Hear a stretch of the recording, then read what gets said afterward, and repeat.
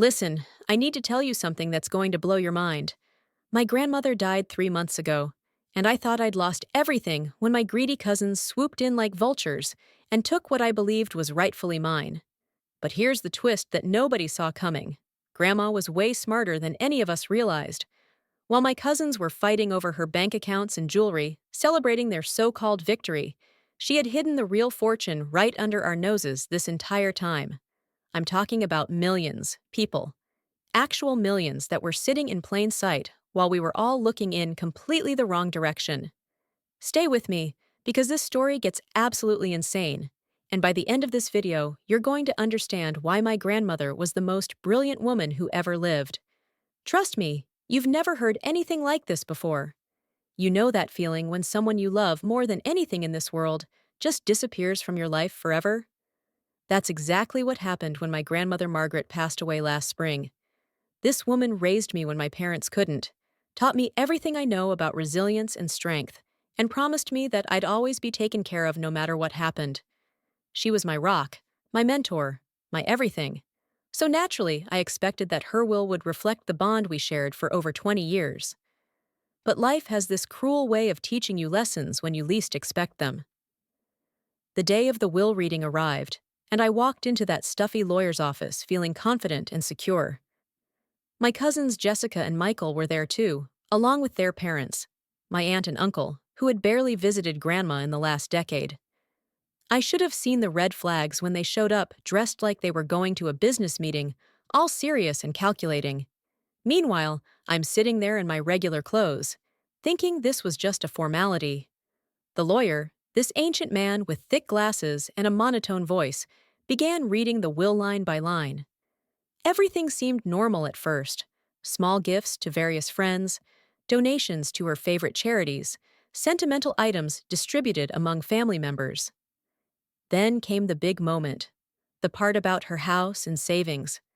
My heart was pounding, because Grandma had always told me I'd inherit the house where I'd spent countless summers and holidays.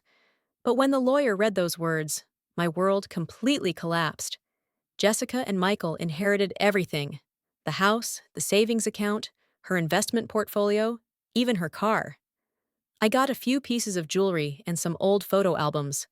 That's it. I sat there in complete shock, feeling like I'd been punched in the stomach. This couldn't be real. There had to be some mistake. My cousins, on the other hand, were trying to hide their smiles, but doing a terrible job of it. I could see the dollar signs in their eyes. The worst part wasn't even the money. It was the betrayal I felt. How could the woman who raised me, who promised to always protect me, leave me with practically nothing? I stumbled out of that office, feeling more lost and abandoned than I'd ever felt in my entire life. My cousins didn't even have the decency to console me or acknowledge how unfair this seemed. They were already making plans to sell the house and split the profits. Over the next few weeks, I watched helplessly as Jessica and Michael descended on Grandma's house like a demolition crew. They threw away her belongings without any care or respect, treating her lifetime of memories like garbage. They hired estate sale companies to liquidate everything they deemed worthless, which apparently included most of her books, kitchen items, and personal mementos. It was heartbreaking to watch. I tried to contest the will, but my lawyer told me it was airtight. Grandma had been of sound mind when she wrote it. There were witnesses, and everything was legally binding. Jessica and Michael had won, and there was nothing I could do about it.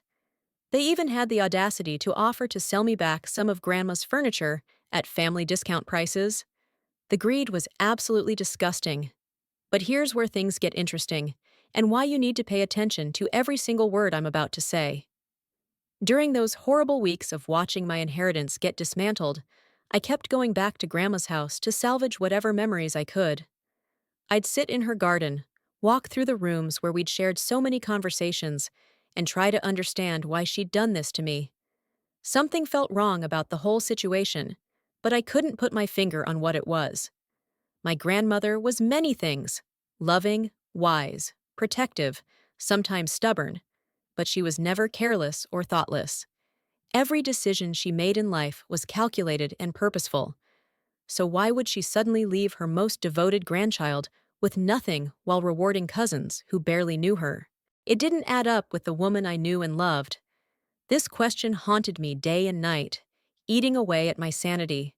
Then, one afternoon, while I was sitting in her old rocking chair trying to make sense of everything, I remembered something she used to say when I was little.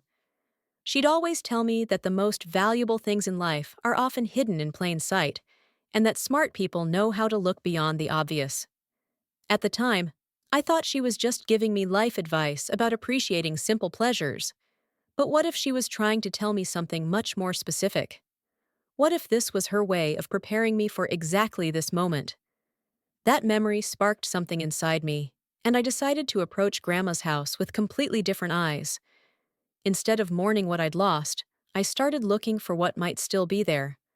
My cousins had already moved out most of the valuable-looking items, but they'd left behind what they considered junk. Books, old furniture, kitchen supplies, gardening tools, random household items that didn't seem worth selling. But Grandma's words kept echoing in my mind. The most valuable things are hidden in plain sight. I started with her extensive book collection, something Jessica and Michael had completely ignored because they thought old books were worthless. Grandma had hundreds of books covering every topic imaginable: classic literature, cookbooks, gardening manuals, art history, philosophy, even some romance novels she was slightly embarrassed about. I began pulling them off the shelves one by one, flipping through pages, looking for anything that seemed out of place. Most people would have thought I was losing my mind, desperately searching through dusty old books like some kind of treasure hunter. Then I found it. Hidden inside a cookbook from the 1960s, tucked between pages about casserole recipes, was a handwritten note in Grandma's distinctive handwriting. It simply said, "The garden remembers everything, especially the roses." My heart started racing because this wasn't just a random note, it was a clue. Grandma loved puzzles and riddles, always challenging me to think deeper about everything. This had to be intentional. I rushed outside to her rose garden, the pride and joy of her entire property. She'd spent decades cultivating these roses, talking to them like old friends, and teaching me about different varieties and care techniques. If there was something hidden, this is where it would be. But I had to be smart about it. My cousins still owned the property and could return at any time. I needed to search without leaving obvious signs of digging or disruption. The rose garden had 7 different sections, each featuring different colors and varieties.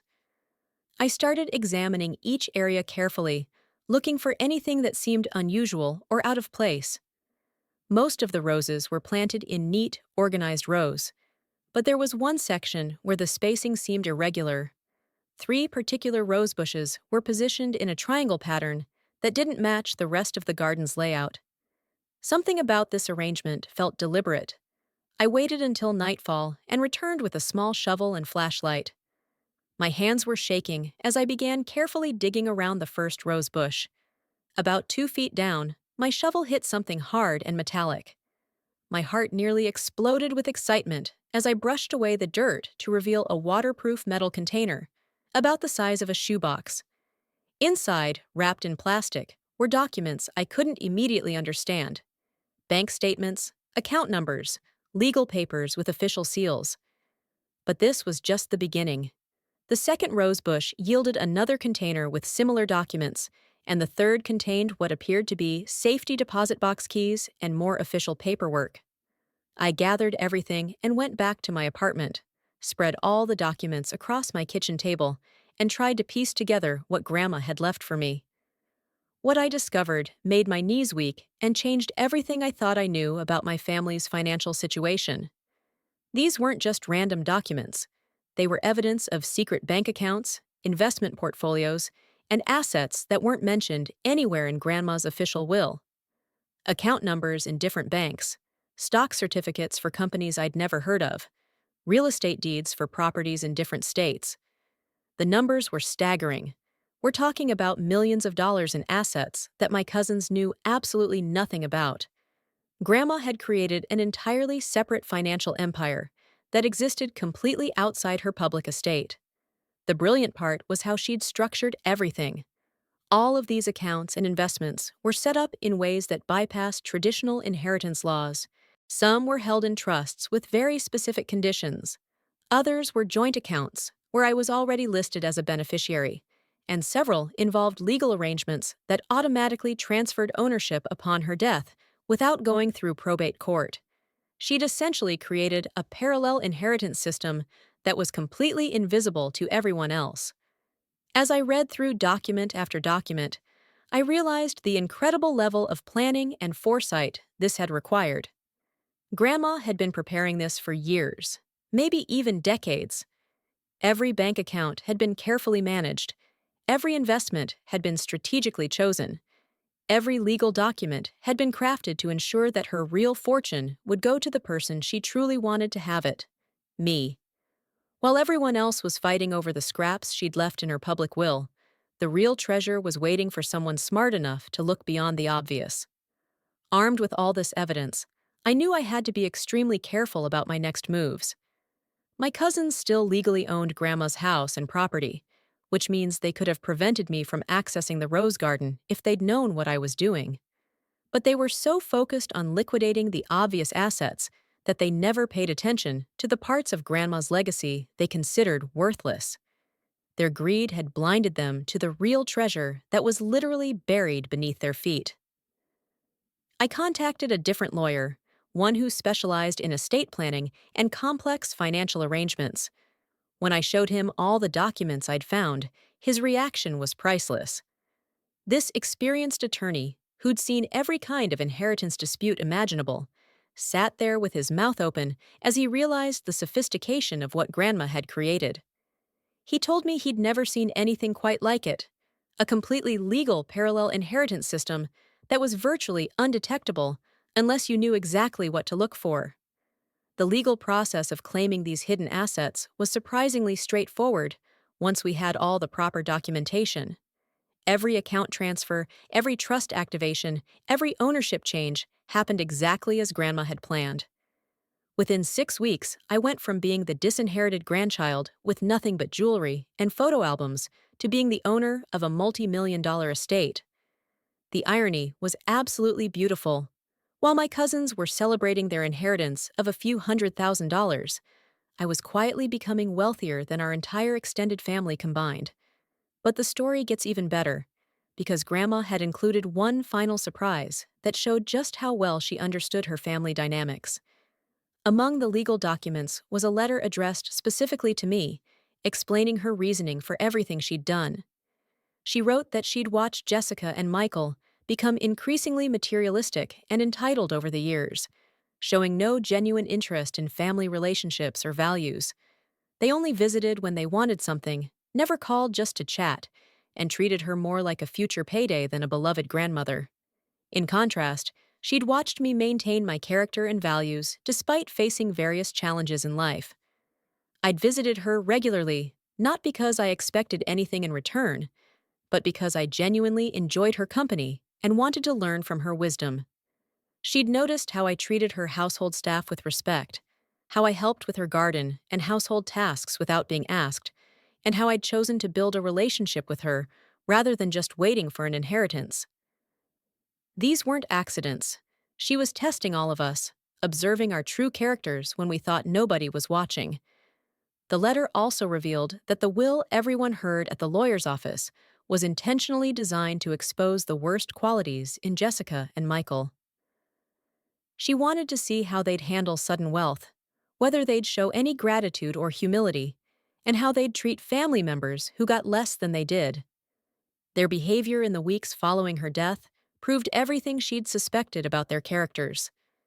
They'd failed her final test spectacularly, while I'd unknowingly passed by simply being myself.